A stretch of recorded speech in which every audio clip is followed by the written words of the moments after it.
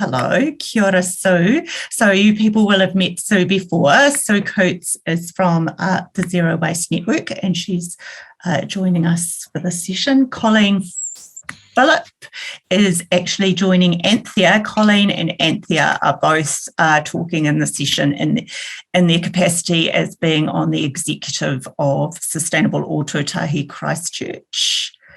And Sara Templeton. Kia ora.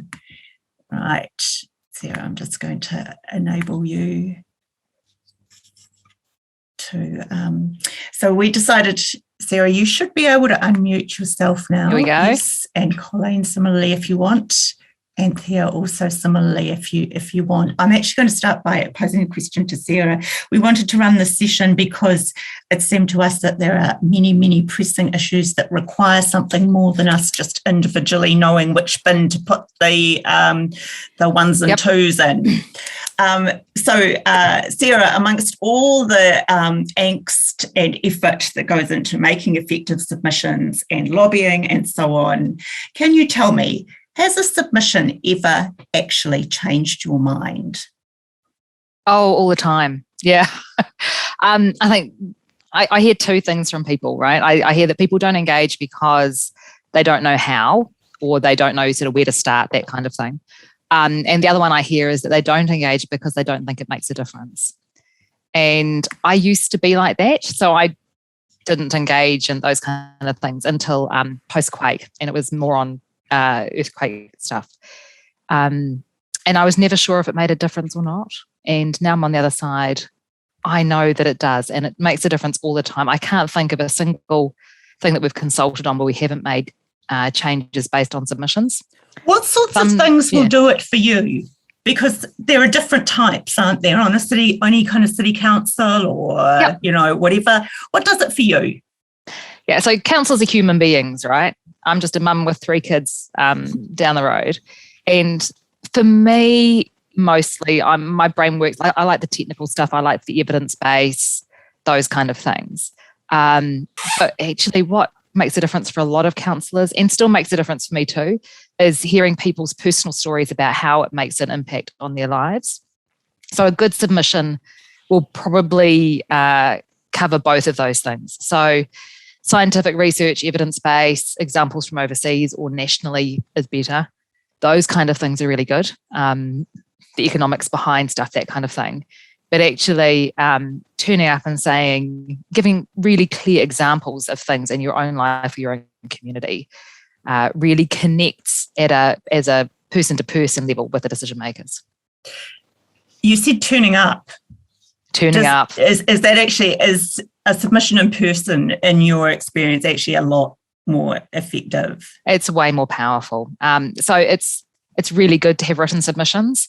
And they, numbers count as well as groups. Group ones often only count as one submission, even if there was lots of people behind it. So having a group one from an organisation as well as lots of individual written ones as well. And not necessarily pro forma, but lots of people from the group writing. But if you turn up in person, you guarantee that the decision makers are going to hear what you have to say. Sometimes we get thousands of submissions, and it's sometimes actually not possible to read every single one. And councillors have a varying level of commitments and ability to actually read all of the submissions. We get really good summaries of the general themes and things. But if you can turn up in person and take your 5 minutes or 10 minutes or however long you get to really connect with the councillors. So in your work, I'm assuming you're mostly talking to central government, presumably to the policy advisors as well as the politicians. Yep. What are the things that you find the most effective? Effective for what? In terms of the long-term work of getting your message through.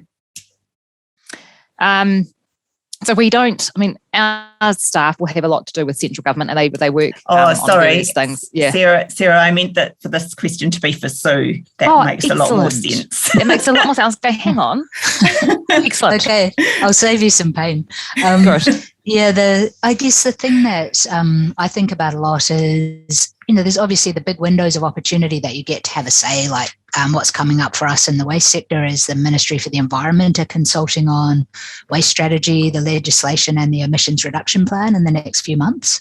But there's a lot of opportunities you have to talk with them before they come out with their formal document, and having those conversations with people in government about what they're working on, what sorts of things they're thinking about, feeding in ideas and kind of, I guess, challenging yourself to do the research and the kind of the thinking that Sara was talking about, look around the world, see what's going on, share that with them early is really powerful, because it means that they have that opportunity to talk it over with you. You can understand their point of view before you get to that final stage of being able to write your submission.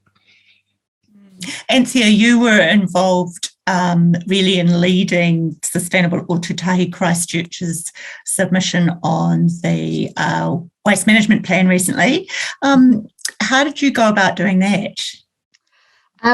So I work in sustainability, and so I'm lucky to have like a few years of experience in that to pull from.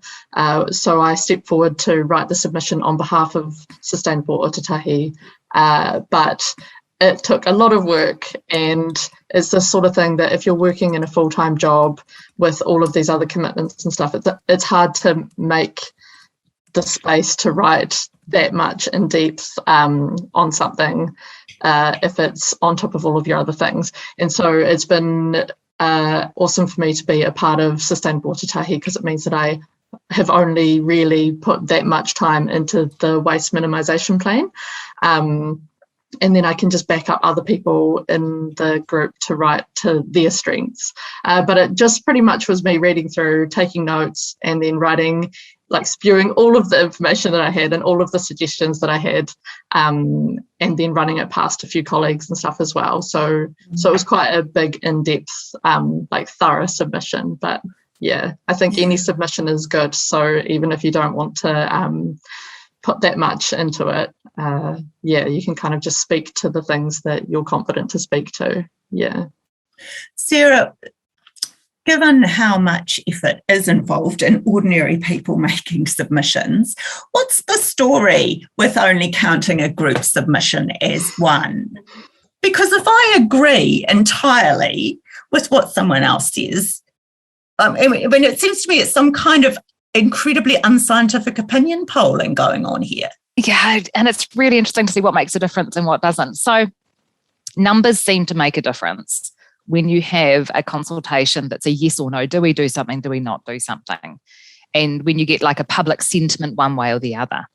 It's really tough with group submissions. So, for example, we get residents associations who will submit to us on things. And residents associations will vary across the city. Some are a small group of sort of 4 or 5 people who call themselves a residents association and are only really representative of those 4 or 5 people. And some are much more engaged and they check with their community about what they're feeling ahead of submitting, and it is much more representative of what that community feels. And so it's really hard to assess what weight to give those. I think doing both is important. So I think a group has a certain perspective and it's coming from a group perspective. And so SOC, those kind of groups who do engage with us. But an individual has a different perspective as well. And actually doing both is important. You can say, this is what I believe, and I also support the SOC submission, those kind of things. Absolutely. And that won't count as one submission. But if you get like just a pro forma where everyone's just filling in the same form and putting their name to it, that's not as powerful, if that makes sense. And can I just add to that from Sara that my perspective on it, because I work in that area, was more of like a industry, examples that could be done versus being just a person in the community and the experience from that end. So it's different things that I would put forward compared to somebody else. Yeah. That's right. And so there's 2 things you kind of ask for. There's the whole, yes, go ahead and do something kind of, we support the direction of travel. But there's also that more technical expertise that comes from industry experts saying these are the specific changes and wording changes that we'd like you to make. So we got that in the climate resilience strategy. So we have people saying, actually, this is something that you're missing. So the actual development of pathways to get to the targets wasn't there. And so we added that based on those submissions and some specific wording changes. We added alignment with the SDGs based on submissions as well. So I guess this is where being part of a group where you might have access to someone like Anthea would be really useful. Yeah. Colleen, do you want to comment any more about the work that Sustainable Tautahi Christchurch does and how you bring people together?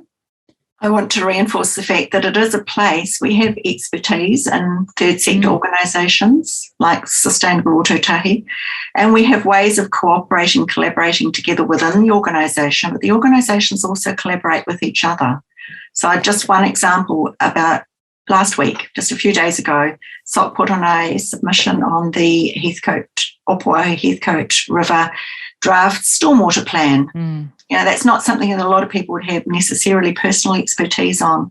We worked together with the Opuahu Heathcote River Network. We talked about what they were proposing. We brought everybody together who did have some expertise, and then we went away as two organisations and wrote submissions. And then beyond that, you can have individuals who then can write submissions, having had access to that expertise. So I want to reflect back to what you were saying earlier, Sara. You said a lot of times people don't know where to start. Well, one place they can start is to find a community organisation that shares their passion, that is working on their passion project, get involved with that, and then, that's an access for them to be able to engage more. It can break down some of the barriers that people can feel we are better together than on our own, even though we do need those individual submissions to add power to what the groups say. Yeah, and having a group like yours who can give key pointers for people, these are the key changes we might like, if you could incorporate those into your individual submissions. So I've just submitted on a couple of things that I don't have expertise on for government legislation. So the Conversion Practices Prohibition Bill, I don't have expertise in that area, and I was able to look at a couple of groups who did and take some of the key points from theirs, and I found that much more empowering for me to feel like I could make a submission. Yeah, I think that's a really good point, Sara, that connection between the big ideas that maybe a group can pull together and then being able to insert how does it really affect me as a family or me as a person, and to connect the dots between those two things is very important. And if you do have something where there's a controversial thing, and I know it feels weird sometimes, but you can you and your partner could do a submission each if you think that numbers are going to count, because sometimes they do and sometimes they don't. So, yeah. Interesting. I think we are out of time. I've just got the nod. We're out of time. So thank you all so much. Thank you to our four contributors, Sara, Sue, Colleen and Anthea. Thank you everyone for coming.